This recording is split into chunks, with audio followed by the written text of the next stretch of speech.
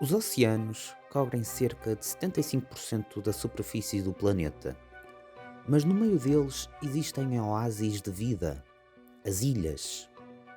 Dependendo do tamanho e do clima, elas são os laboratórios vivos da natureza, e desde há dezenas de milhões de anos que este ciclo tem prosseguido.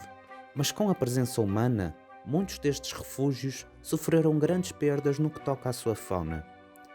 Nesta série de vídeos, iremos explorar as magníficas criaturas que outrora habitavam o nosso planeta em alguns dos cantos mais isolados do mundo, e de como eles transformaram as espécies e a chegada do ser humano foi o seu fim. Acompanhem-me e descubram estes paraísos perdidos. Rodrigues. Localizada a leste da Maurícia, a ilha de Rodrigues é, em termos geológicos, a ilha mais jovem das Mascarenhas, tendo sido formada há apenas 1,5 a 2 milhões de anos durante os meados do Pleistoceno. Neste curto espaço de tempo, o território foi aos poucos colonizado por uma plétora de aves e répteis do qual não podíamos encontrar em mais nenhum local do mundo. É muito mais pequena que Maurícia. Tem cerca de 18 km de comprimento, 6,5 de largura e uma área de cerca de 108 km². Está cercada por praias de areia branca e recifes de coral, com temperaturas médias anuais de 25 graus Celsius. Tal como a ilha de Maurícia, Rodrigues foi descoberta por marinheiros árabes por volta do século X. Mas a primeira descoberta confirmada por europeus foi em 1507 por marinheiros portugueses, nomeadamente por Diogo Fernandes Pereira. Diz-se que Diogo Fernandes atingiu uma cadeia de ilhas a leste de Madagascar e que tropeçou na ilha da Reunião, a qual chamam de Ilha de Santa Apolónia, em homenagem a Santa Apolónia, devido à descoberta ter sido no dia 9 de fevereiro de 1507. Ele depois seguiu para leste para descobrir a ilha de Maurícia, que, por conseguinte, Fernandes foi mais para leste e descobriu a ilha hoje conhecida como Rodrigues, mas que na época era nomeada nos mapas como a ilha de Diogo Fernandes, Domingo Fris ou Domingo Frias. Todo o arquipélago recebeu o nome de Ilhas Mascarenhas, em homenagem ao vice-rei da Índia, Dom Pedro Mascarenhas, que as visitou em 1512. Rodrigues acabou por ficar com o nome atual em 1528, em homenagem ao explorador português Diogo Rodrigues. Mas apesar destas visitas, os portugueses não tiveram grande interesse em Maurícia e nas ilhas circundantes. Quem entretanto tomou grande interesse foram os holandeses e os franceses. Quando começaram a explorar estas ilhas, encontraram criaturas que não podiam ser vistas em nenhum canto do mundo. E a partir daí, este território insular iria começar a sofrer bastante em termos de flora e fauna. Tal como a ilha de Maurícia, ela estava repleta de várias espécies de aves, como era a coruja de Rodrigues, que era 5 vezes maior que o seu parente do continente africano. A sua dieta consistia essencialmente em aves e pequenos répteis. Tinha hábitos noturnos, do qual, graças às suas penas especiais, as presas eram incapazes de ouvir a coruja a chegar. Havia também algumas espécies de papagaios, como o papagaio de Rodrigues, que tinha 50 cm de comprimento e cores verdes vivas. Outra espécie de psitacídeo era o periquito de Rodrigues, do qual, curiosamente, tinha duas variantes, uma de cor azul ardósia e outra verde. Foi registado pela primeira vez por François Leguat, líder de um grupo de 8 franceses que colonizaram Rodrigues de 1691 a 1693. Ele disse que o papagaio era abundante e relatou nos seus diários que alimentavam-se essencialmente das nozes de uma oliveira. Ele também mencionou que eles eram bons para comer e capazes de imitar a fala humana. Um domado por eles falava francês e flamengo.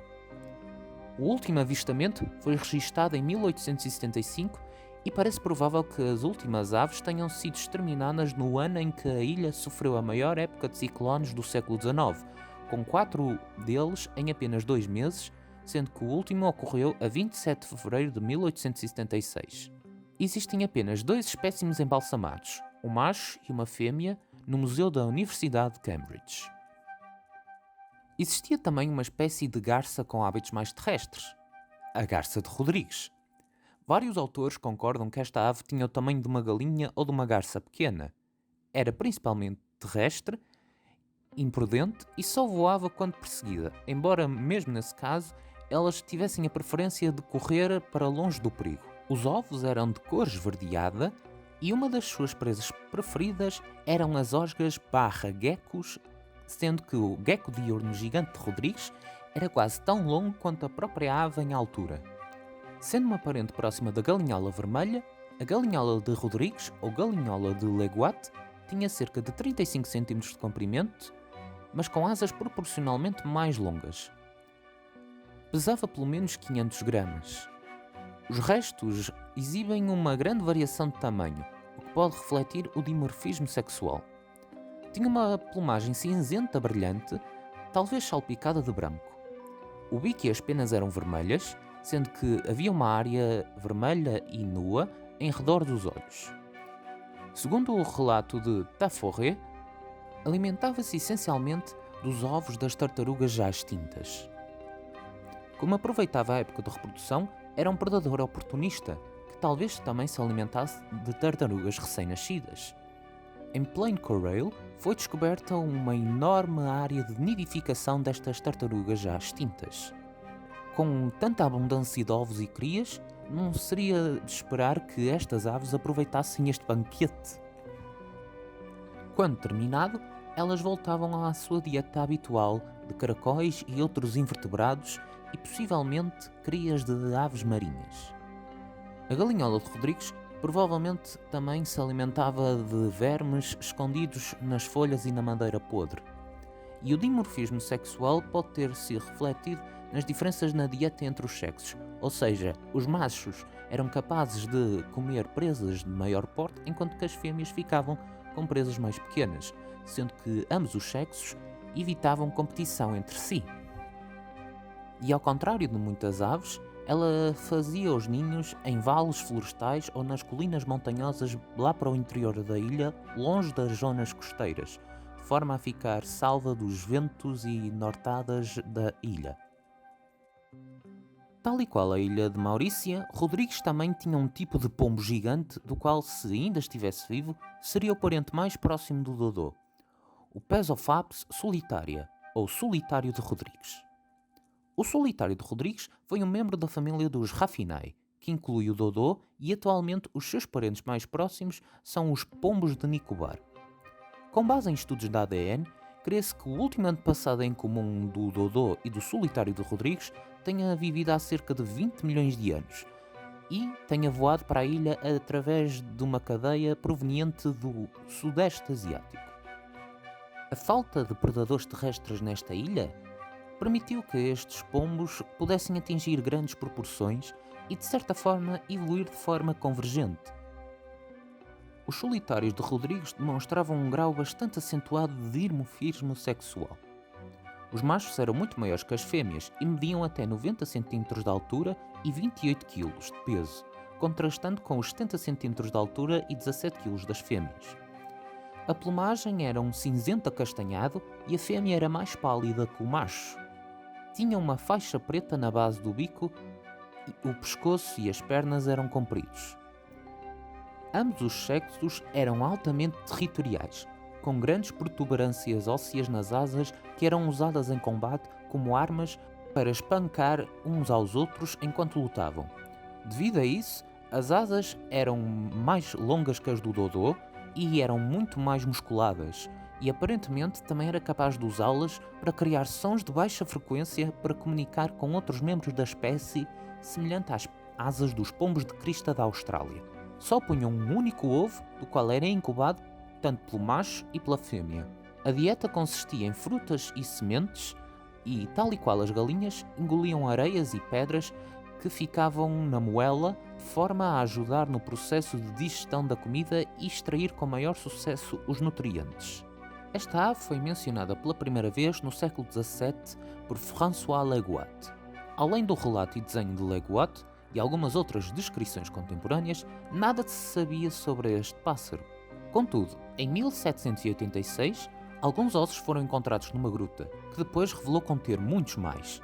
É a única ave extinta com uma constelação em seu nome, Turdus solitários. Foi caçado pelos seres humanos e pelos vários animais introduzidos na ilha, como os cães, gatos e roedores, e ficou extinto por volta do final do século XVII. Mas se existia um pombo gigante em Rodrigues, então não muito longe dele poderíamos encontrar duas espécies de tartaruga gigante. De facto, havia pelo menos 20 espécies de tartarugas gigantes nas várias ilhas do Oceano Índico, mas, à exceção de uma, as tartarugas da Aldabra, todas elas ficaram extintas. A tartaruga gigante de Rodrigues, Coelindraspis vosmaeri, era a maior das duas espécies encontradas na ilha.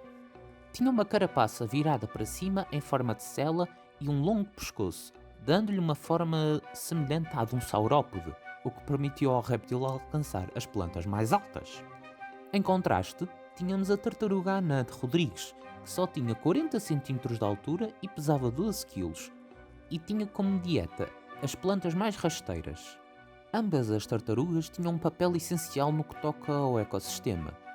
Ao diminuir a vegetação rasteira, elas abriam espaço dentro da floresta para possibilitar o crescimento de novas árvores e aumentar a regeneração natural das florestas da ilha, já para não falar da dispersão de sementes. Infelizmente, elas também foram caçadas pela sua carne por marinheiros e colonos europeus. Juntamente com os incêndios em massa para limpar a floresta para dar espaço a campos agrícolas, as tartarugas de Rodrigues foram exterminadas por volta do ano de 1800. Existiam também várias espécies de osgas ou geckos, sendo que uma delas podia ser das maiores que já existiu. O gecko diurno gigante de Rodrigues, ou Phelsuma gigas. Podia atingir os 40 cm de comprimento. O corpo era acinzentado ou castanho acinzentado. No dorso havia manchas pretas irregulares e a cauda tinha algumas riscas de cor de carvão ou cinza escuro. A língua era rosa e o ventre era amarelo claro. Muitos dos espécimes que foram usados para descrever esta espécie foram perdidos e, hoje em dia, só restam algumas porções de esqueleto. Outra espécie extinta era o gecko diurno de Rodrigues, ou Phelsuma edward newtoni, que podia atingir os 23 cm de comprimento. Hoje temos apenas 5 espécimes preservados, 3 dos quais estão no Museu de História Natural de Londres e outros 2 no Museu de História Natural de Paris. Os espécimes que foram preservados em álcool mostram que era um animal com um corpo robusto. A cor do corpo foi descrita como um verde brilhante com manchas azuis brilhantes nas costas. A parte inferior da cauda era um amarelo esbranquiçado e o queixo tinha uma cor amarelo profundo. Alimentavam-se de néctar e insetos. De facto, como nunca tinham visto seres humanos no seu território, eles eram bastante dóceis, sendo que muitos até comiam fruta diretamente da mão das pessoas. A extinção destes répteis foi causada pela destruição das suas florestas tropicais e a introdução de espécies invasoras, e desde 1917 que nenhum indivíduo foi visto. E tal e qual Maurícia, Rodrigues tem apenas uma única espécie de mamífero endémica, uma raposa voadora, nomeadamente a raposa voadora de Rodrigues, do qual corre sério risco de desaparecer devido à destruição do habitat e espécies invasoras. Pelo que, como podem ver, tal e qual Maurícia, Rodrigues sofreu bastante no que toca à sua fauna e flora. É importante preservar este pequeno pedaço de paraíso que outrora estava inalcançável ao ser humano. No próximo episódio, iremos descobrir as fantásticas criaturas que habitaram um dos últimos locais a ser colonizados pelo ser humano, a Nova Zelândia.